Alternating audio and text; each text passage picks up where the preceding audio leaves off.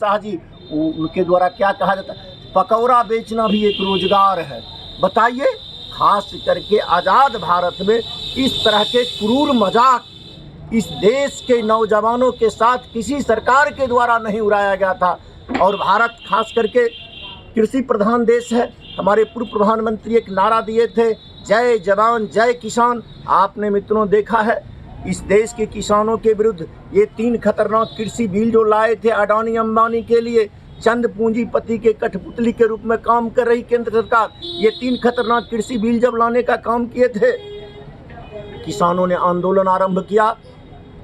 और आंदोलन इतना बड़ा आंदोलन और इतने दिनों तक आंदोलन, जो किसानों के द्वारा आंदोलन किया गया, एशिया महादेश में इतना बड़ा आंदोलन किसी संगठन के द्वारा नहीं किया गया। खास करके आंदोलन के क्रम में हजारों किसानों ने अपने प्राणों की आहुति देने का काम किए। और उस किसान को ये बीजेपी वाले, इस देश के प्रधानमंत्री खालिस्तानी कह रहे थे, पाकिस्तानी कह रहे थे। मैं आपके माध्यम से प्रधानमंत्री जी से पूछना चाहता हूँ, आपने जिन किसानों से समझौता किया वो खालिस्तान का किसान थे या पाकिस्तान का किसान थे? ये तो किसान के विरुद्ध थे।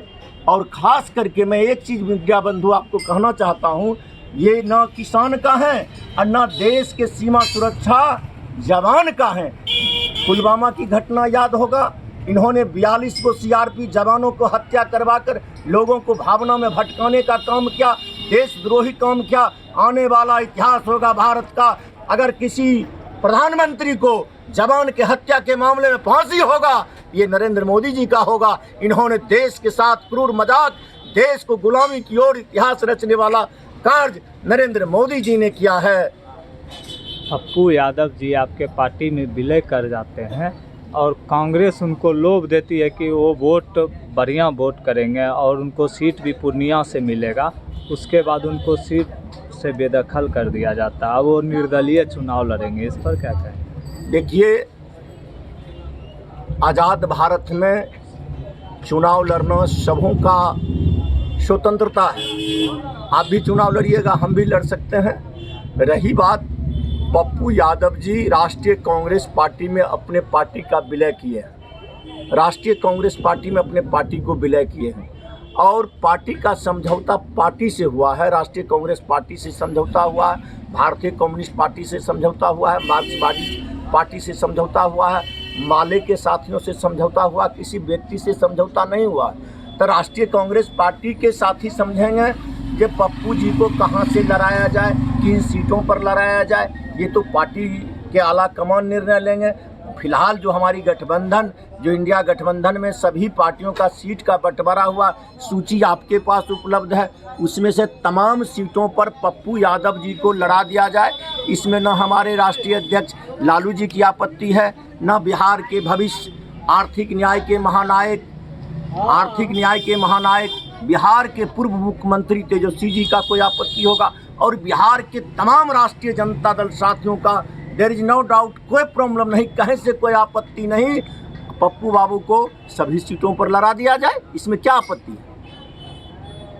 बेगूसराय का मुकाबला बहुत ही दिलचस्प होने वाला है। उसमें राकेश सिन्हा भी शायद निर्दलीय से उतरने जा रहे हैं, अभी घोषणा नहीं हुई है, लेकिन चर्चाएं जो सोशल मीडिया पर काफ़ी तेज़ी से हो रहा है। नरेंद्र कुमार सिंह उर्फ बोगो सिंह मटियानी के पूर्व विधायक भी उतर रहे हैं, अवधेश राय हैं, गिरिराज सिंह हैं, सूरज भवन के भाई चंदन सिंह भी आ रहे हैं, 1-2 लोग और निर्दलीय उतरेंगे। क्या लगता है किस तरह? देखिए, बेगूसराय के जनता मालिक इस बार शंख और डपोर शंख से निजात पाना चाह रहे हैं। जनता भगवान बेगूसराय के जितना जनता मालिक हैं, मतदाता भगवान हैं, ये शंख और डपोर शंख से निजात के मूड में हैं। खास करके बेगूसराय लोकसभा में माननीय गिरिराज बाबू बेगूसराय से सांसद बने और केंद्रीय मंत्री बने, लोगों की बहुत बड़ा आशा और उम्मीद जगा।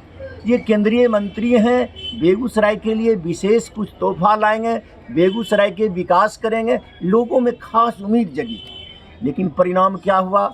माननीय गिरिराज बाबू दिनकर विश्वविद्यालय बना सके? नहीं बना सके। माननीय गिरिराज बाबू के नेतृत्व में बेगूसराय में मेडिकल कॉलेज बन सका? नहीं बन सका। बेगूसराय में माननीय गिरिराज बाबू पक्षी बिहार को विकसित कर सके? नहीं कर सके।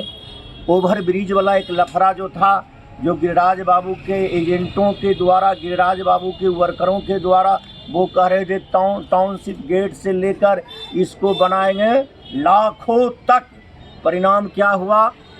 इस बेगूसराय को अस्त व्यस्त करने के लिए ओवर ब्रिज को कहाँ गिरवाने का प्लानिंग कर रहे हैं।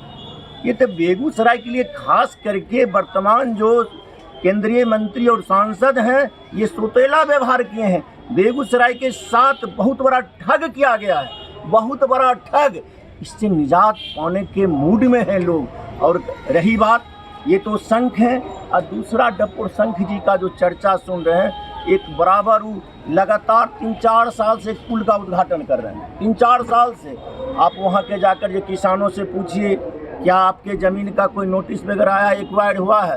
तो ये चुनाव में देखिए, खास करके जिन पार्टी से बिलोंग करते हैं, जिन पार्टियों के सदस्य हैं, जिन पार्टी से